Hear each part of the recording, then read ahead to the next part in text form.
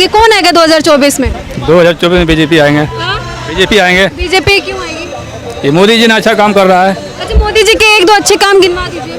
अच्छा काम किया। ये हमारा कश्मीर जो था वो गुलाम था, उसको 370 धारा हटा के आज़ाद किया है। भाई साहब, क्या लग रहा है कौन आएगा 2024? मोदी जी। मोदी जी लोग की पसंद मोदी जी इतना क्यों बनते जा रहे हैं? मैडम काम किया उन्होंने। हमें जहाँ नहीं जाना चाहिए हमें चांद पे पहुँचा दिया, शिव जी को चांद पे पहुँचा दिया उन्होंने। 2024 में भाजपा इसलिए आएगी क्योंकि नरेंद्र मोदी ने गरीबों के लिए काम किया। कोविड टाइम पे 80 करोड़ लोगों को राशन देना। और G20 देख के इन लोगों का तो मुंह काला हो गया। ऐसा क्यों कह रहे हैं आप? ये G20 लोग कल्पना ही नहीं किया था। ये लोग तो बयान देने में लगा था चाइना नहीं आ रहा, रसिया नहीं आ रहा, फलानवा नहीं आ रहा, ठिकानवा नहीं आ रहा, और सबका बॉस चला आया। लेकिन राहुल गांधी तो कहते हैं कि पूरा का पूरा पैसा बर्बाद किया गया है, बहुत सारी चीजों को छुपाया गया है। बच्चा लेमन जूस के लिए रोता है ना, छोटा बच्चा। राहुल गांधी वही लेमन जूस चूसने वाला छोटा बच्चा है। बोलेंगे 2024 में कौन आएगा? क्या मोदी आएंगे फिर से। मोदी फिर से क्यों आएंगे? इसलिए आएंगे कि अभी हम लोगों ने देखा G20 का जो सम्मेलन हुआ है और भारत को जिस हिसाब से प्रतिनिधित्व करने का मिला है और जिस हिसाब से हमारे प्रधानमंत्री ने इसका निर्वहन किया है वो काबिले तारीफ है। 2024 में कौन आएगा? क्योंकि चुनाव आने से पहले बहुत सारी चीजें ऐसी हो जा रही है जिसको लेकर के लोग अब अपनी अपनी राय रख रहे हैं। मैम 2024 में बिल्कुल क्लियर है कि भाजपा 400+, क्योंकि भाजपा ने जो कार्य किया है वो ये घमंडिया सारे गठबंधन I.N. वाले सोच भी नहीं सकते। आज सनातन पे ये सवाल उठा रहे हैं, कल ये किस पे सवाल उठाएंगे? देश के टुकड़े पे। तो ऐसे लोगों की तो जनता पहले ही नकार चुकी है। 2024 में भाजपा इसलिए आएगी क्योंकि नरेंद्र मोदी ने गरीबों के लिए काम किया। कोविड टाइम पे 80 करोड़ लोगों को राशन देना। लालू यादव अभी कल बोल रहे हैं कि नरेंद्र मोदी जी ने कोई भी काम नहीं किया। अब लालू यादव इसलिए बोल रहे क्योंकि 80 क्या नाम है चारा घोटाला करने वाला घोटालेबाज तो यही सोचेगा कि अगर किसी सरकार में घोटाला नहीं हुआ तो वो काम ही नहीं किया। लालू यादव घोटालेबाज, तेजस्वी यादव के घोटाले में फंसे हुए, अरविंद केजरीवाल खुद घोटाले की सरकार है पूरी की पूरी। सोनिया गांधी और राहुल गांधी नेशनल हेराल्ड के घोटाले की सरकार कह रहे हैं। ये लोग तो सपना देख रहे हैं पीएम बनने का और एकजुट हो जा रहे हैं। मैम क्या 25-25 दिन की सरकार बनाएंगे क्या भाजपा? ये तो जनता बताएगी। नहीं, 25-25 दिन की सरकार बनाएंगे। आप ही बताइए कि ममता बनर्जी की आवाज आती है कि अगर हम जीते तो मैं प्रधानमंत्री बनूंगी। अरविंद केजरीवाल कहते हैं कि अगर हम जीते तो हम बनेंगे। सोनिया गांधी का युवराज कहता है अगर जीतेंगे तो हम बनेंगे। लालू यादव कहते हैं कि हम बनेंगे। अब यादव अब बनेंगे प्रधानमंत्री, उनकी एज देखिए। मैडम कोई पता नहीं है, हसरतें पूरी हो जाए 4 दिन की 25 दिन की सरकार में कुछ भी नहीं पता है कि क्या क्या सपने सजाए बैठे हैं। वो तो जनता जानती है कि अगर ये गलती से सरकार में आए, पर मैं मानता हूँ अगर सरकार में आए तो कन्हैया है, अगर गलती से आए तो कन्हैया कुमार जैसा टुकड़े टुकड़े गैंग करने वाला फिर से देश के टुकड़े करेगा। फिर से इनका प्रधानमंत्री संसद में खड़ा होकर ये बोलेगा कि देश के संसाधनों पे अल्पसंख्यकों का पहला अधिकार है। फिर आपने कहा कि ममता बनर्जी बोलती है कि मैं जीतूंगी तो मैं पीएम बनूंगी।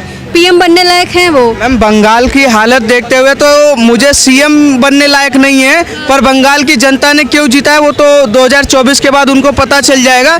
पर मैं ये जानता हूँ कि ममता बनर्जी हो चाहे कोई भी हो, स्टालिन के बेटे का उदयनिधि स्टालिन के जब एक बयान जारी करता है उसके बाद कई लोग उसके समर्थक करते हैं और कमलनाथ का बेटा, खड़गे का बेटा, पर किसी भी तरीके से ये I.N. वालों का कहीं रिप्लाई नहीं आता। ठीक है, और उसका विरोध मतलब कि सनातन को खत्म करने का, जो मतलब सूर्य की हम पूजा करते, क्या सूर्य को खत्म कर पाएंगे? कि हम सनातन के बयान को लेकर के, स्टालिन के बयान को लेकर पहली बार पीएम मोदी जी ने अपना बयान दिया है। मैम वो सच्चे सनातनी है और सच्चे शिव भक्त हैं। उनको पता है, उन्होंने देश की संस्कृति की बात की तो कांग्रेस को दर्द हुआ। जब लोकसभा में उन्होंने क्या नाम है नए संसद में वो इसको साबित करते हैं, मतलब वहाँ पर उसके बाद भारत की संस्कृति, राम मंदिर हो, 370 हो या किसी भी मुद्दे पे भारत तो कहते हैं कि बीजेपी वाले जो है कि धर्म और आस्था को लेकर के राजनीति की रोटी से। मैम गठबंधन ये कहती है कि उनका जो गठबंधन है वो कहती है वामपंथी वाले काम करो ना, क्या तुष्टीकरण की राजनीति करो, पहले अल्पसंख्यकों को आगे बढ़ाओ जो उनके टोपी और उसका जो रोल चलता है। इनका जो गठबंधन है वो तो सीधा सीधा एक बयान जारी करता है कि अगर देश में रहना है तो सबसे पहले अल्लाह अकबर कहना है। ठीक है। नरेंद्र मोदी कहते हैं कि भारत माता की जय के नारे लगाओ, ये कहते हैं कि भारत तेरे टुकड़े होंगे, ये नारे लगवाओ, ठीक है। यानी कि गठबंधन तो फिर वही मुस्लिम हिंदू ये लड़ाई झगड़े वाली। इनका 70 सालों से राज रहा है इस देश में। मुस्लिम पर्सनल लॉ बोर्ड, वक्फ बोर्ड या हज पे सब्सिडी या किसी भी तरीके का अगर तुष्टिकरण का काम किया तो वो कांग्रेस पार्टी हो या लालू यादव हो या अरविंद केजरीवाल हो या ममता बनर्जी हो, इन लोगों ने नीतीश कुमार के लिए नहीं। नीतीश कुमार की मैम इतनी औकात नहीं है कि वो अपने दम पे सरकार बना पाए। उनका कोई विचारधारा नहीं है। वो एक एजेंट की तरह काम कर रहे हैं कि यहाँ से पलटे तो वहाँ, वहाँ से पलटे यहाँ। उनकी औकात इतनी है बस। ये कह रहे हैं नीतीश कुमार में इतनी औकात नहीं कि अपने दम पे सरकार बने। आप बक्सर से हैं, क्या बोले? निश्चित रूप से सही बात इन्होंने कहा।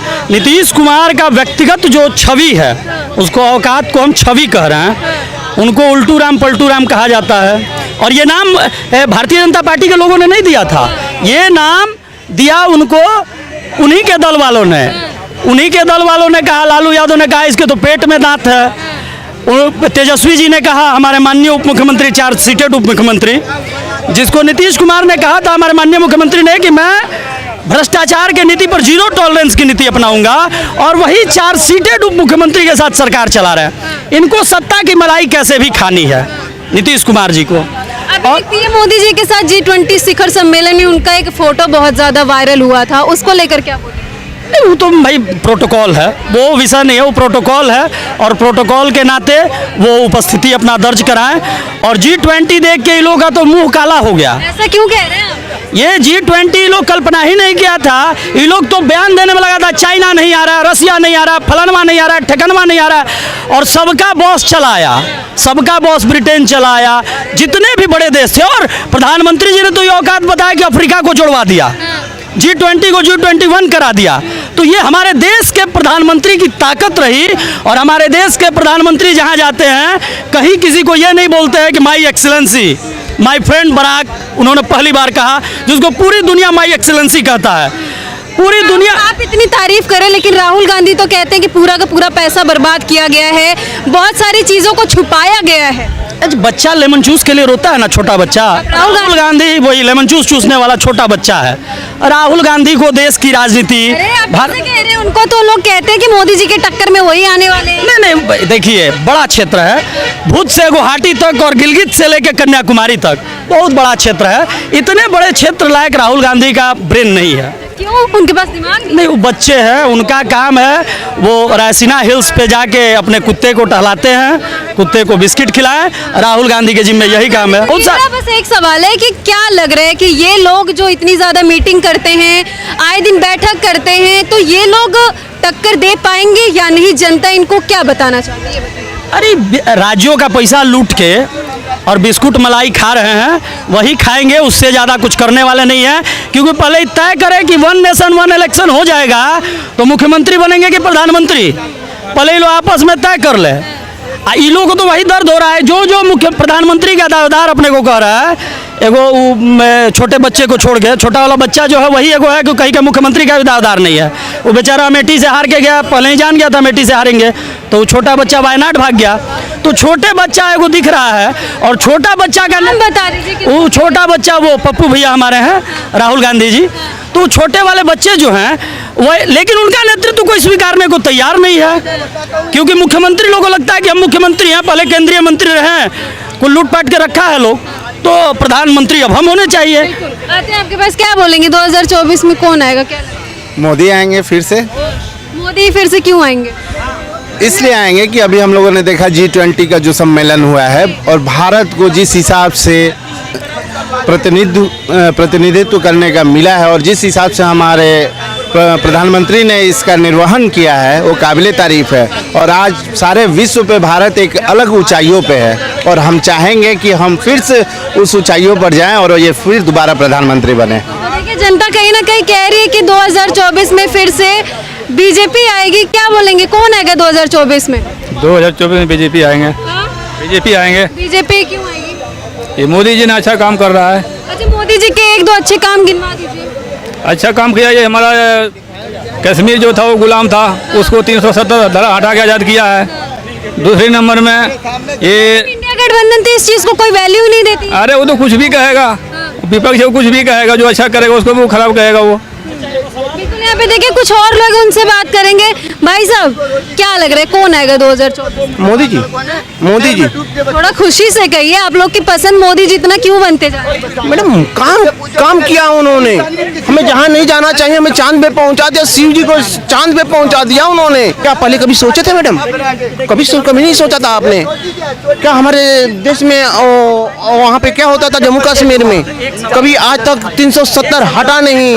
वहीं के लोग कहते थे हटा के दिखा दो कौन है माई का लाल जो हटा देगा 370। आज हट भी गया, उनकी सारे मुंह बंद है और अंदर भी है।